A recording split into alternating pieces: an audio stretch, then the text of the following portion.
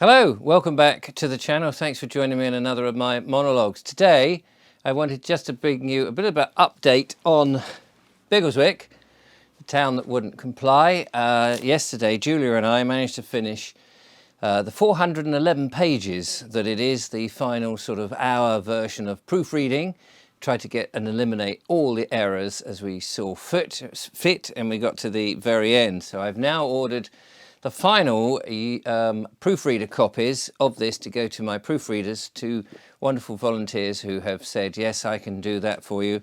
And then they'll go off, and then we go and have the final bits, final books rather, printed. There'll be hardback books with a dust cover. They're going to look very nice. They'll be very good, full of exciting truth bombs, at least as far as I'm concerned. Of course, it's just my opinion.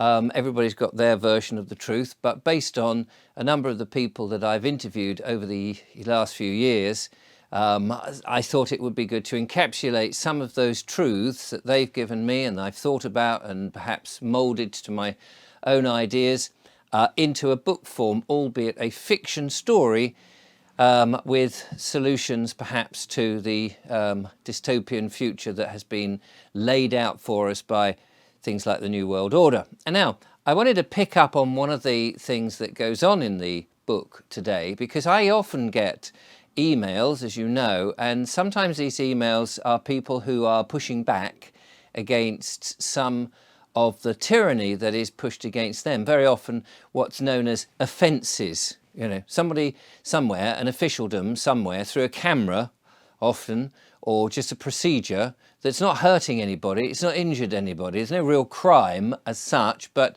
perhaps a vehicle, a car, a chariot, whatever, has driven a little bit faster than, you know, somebody else who'd made a rule up and said, well, you can't drive at that speed, and so therefore I'm offended. And so there's this offence, that this rules and regulations, which isn't even a thing, which isn't living and breathing, is offended somehow, and then you get this sort of ticket to say you're going to be prosecuted. Other ones are those that are rules that say, well, actually, you know, this is a tax that the council are pushing through your door. No negotiation, no pick and choose the services that you would like and possibly that you do use, and some services that you don't use. And maybe there are disagreements with perhaps the pension plan that the councillors have, or the sort of backhanded brown envelopes that they get stuffed with readies. Or perhaps you don't have all the services because you live a little bit remote out of the place, or you choose that you'd rather not have certain services because they don't really apply to you. You don't get any of that. And if you don't pay the full amount, then you get that mafia-like approach in which, you know, pay up or we send the boys round. And people have met these burly blokes with meat heads bashing on their door saying, pay up or we'll take your goods, you know, those very intelligent people who obviously have been to university and can talk nice. No, I mean, those people.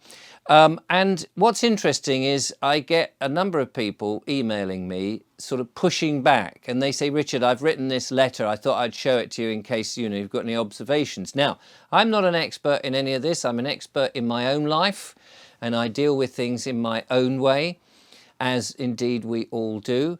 But what does surprise me is that people often understand a little bit about the legal fiction, you know, the Crown Corporated name, the name on the birth certificate that says, you know, you cannot use this as evidence of identity, that thing. And a lot of people understand that that's not them, but then when they push back, they'll write or sign off as Mr. Joe Bloggs as the legal fiction.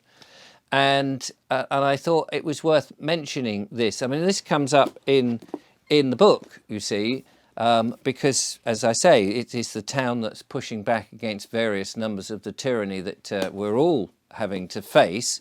And one of those is the fact that actually, if you are convinced that the name, the corporate name, the legal fiction, the dead entity, the ens legis, all these different terms to describe the same thing, it's ridiculous, isn't it? But if you know that's not you,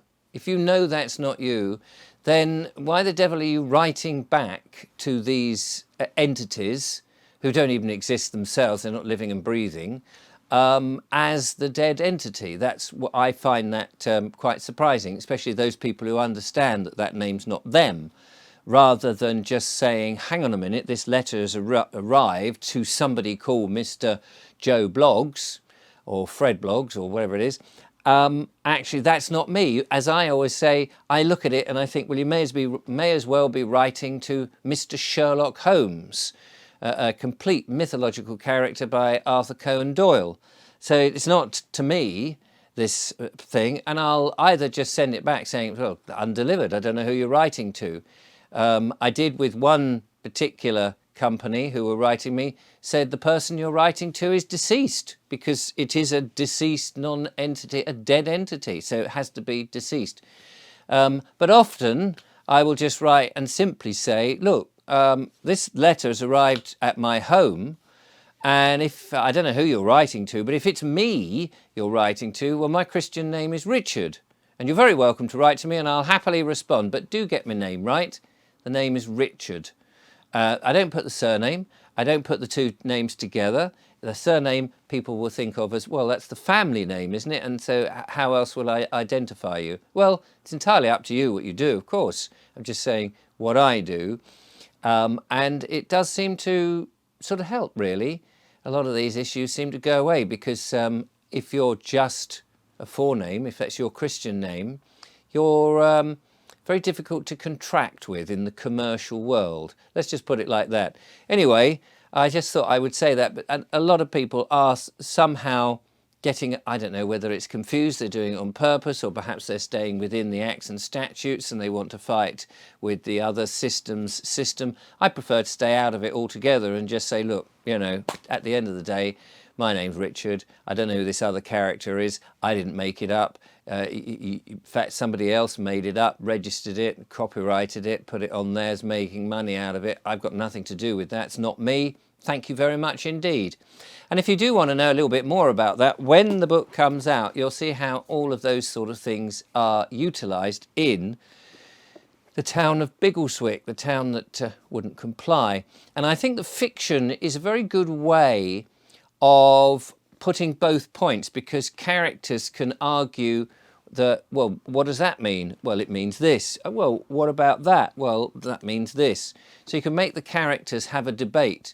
Whereas often if you've just got a manual that says this is how you do it, the questions that you might want to ask or the skeptical issues that you might want to raise up are not always in there. Whereas I'm hoping that with some of my characters that they have said, well, I don't agree with that because of this reason or that reason.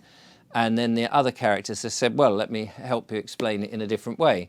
Anyway, the book is on its way, and those sort of issues, and there's many and many more issues in the book, so I do hope that people will support it and buy it and find it of some use and some interest. If not, it will be very useful if you've got a very wobbly table, because it's going to be quite a thick book. Until then, and the next time, take care and thanks for watching.